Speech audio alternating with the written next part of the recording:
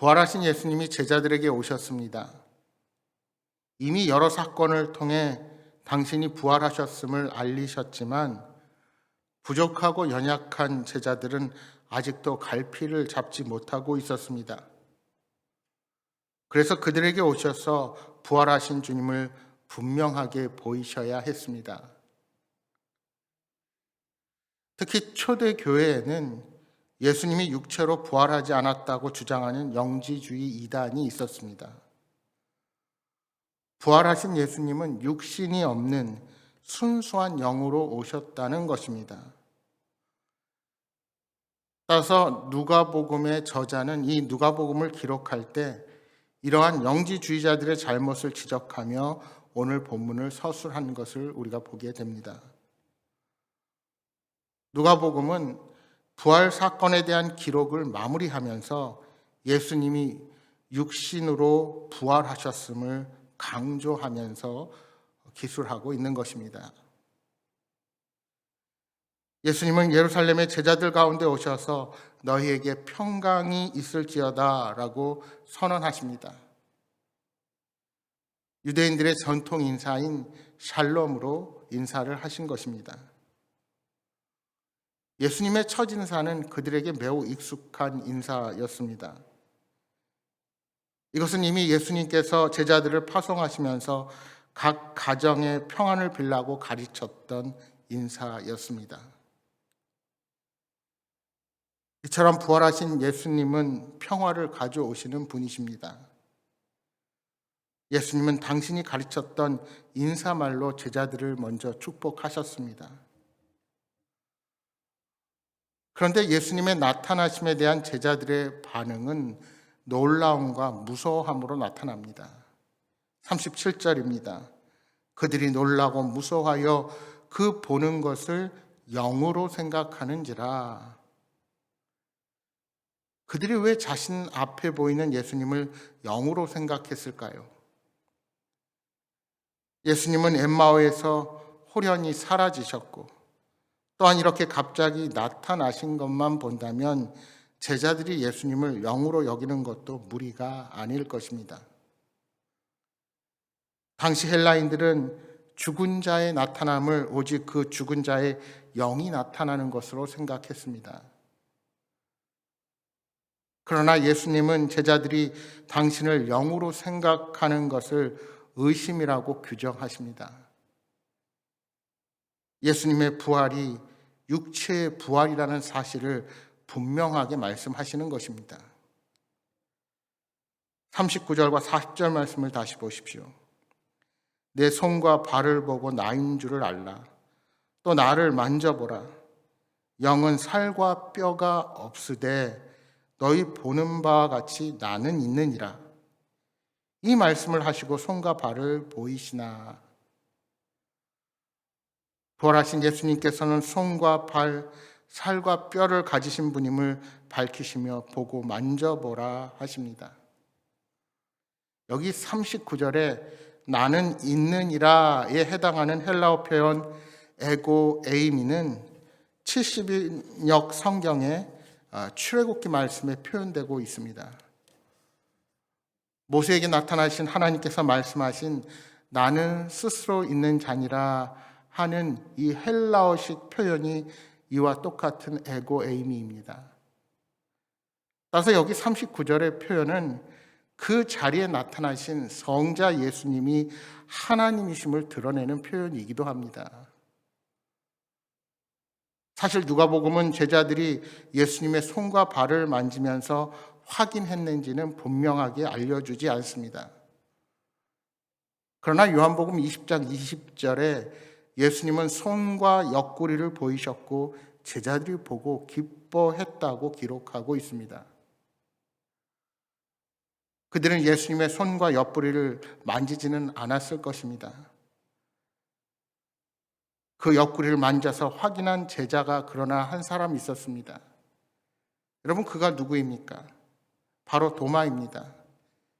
요한복음 20장 26절에 의하면 도마는 8일 후에 예수님이 다시 제자들에게 나타나셨을 때 예수님의 못자국 난 손과 창에 찔린 옆구리를 확인합니다.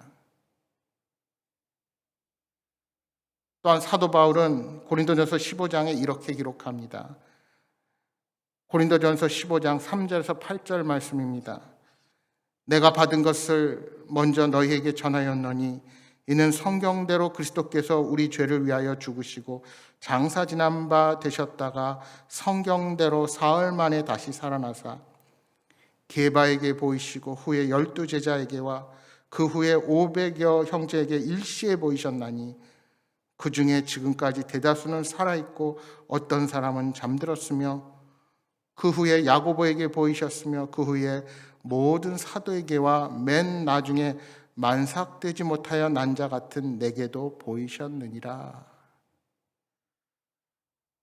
바울이 고린도전서를 쓰던 시대에도 예수님의 부활을 목격한 사람들이 대다수가 살아있다고 증언하는 것입니다.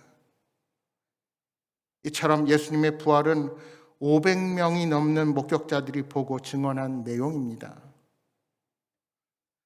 여러분, 예수님의 육신의 부활을 믿는 것은 매우 중요합니다.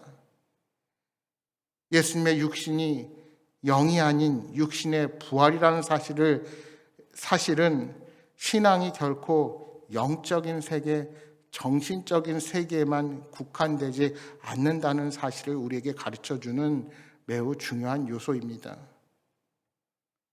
따라서 우리가 이 땅에서 행하는 모든 일도 하나님 앞에서 하는 영적인 활동임을 잊으면 안 됩니다.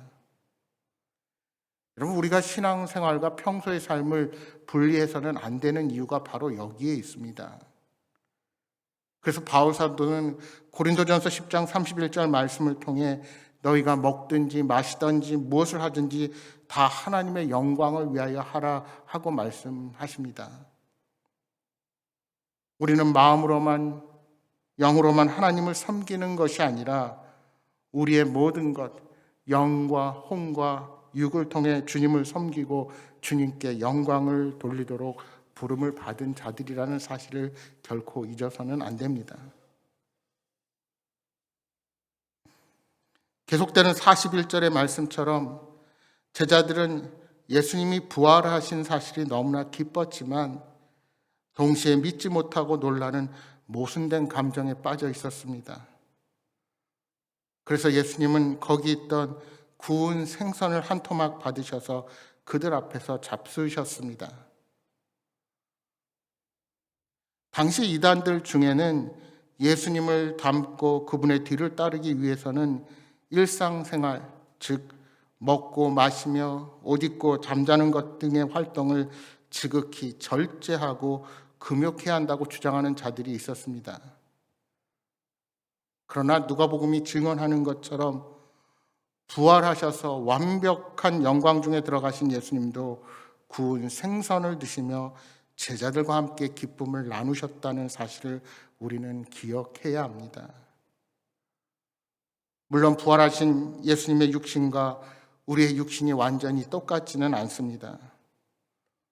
그러나 우리도 주님이 다시 오시는 때 새로운 몸을 입게 될 것입니다. 여러분, 우리의 구원은 이 세상을 떠나 저 세상으로 가는 것만이 아닙니다. 오히려 예수님께서 우리가 살아가고 있는 이 땅을 다스리고 계시다는 사실을 인정하고 그 다스림에 복종하고 따르는 것이 우리 구원의 또 다른 측면이라는 사실을 결코 잊어서는 안 됩니다. 그러니까 우리들의 구원은 소위 내세 영적인 세계만 속한 것이 아니라 주님께서 통치하시는 이 세상의 모든 영역 속에서도 이루어져야 한다는 사실입니다. 따라서 우리가 나라와 민족, 더 나아가서 세계 열방의 모든 정치, 사회, 문화, 경제 영역에서도 주님의 다스리심이 있다는 사실을 명심해야 할 것입니다. 결국 우리는 신앙생활을 소위 영적인 일로만 생각해서는 안 될 것입니다. 여러분, 왜 많은 그리스도인들이 세상의 소금으로 빛으로 살아가지 못합니까? 바로 우리의 신앙을 영과 육의 이분법으로 오해하기 때문입니다.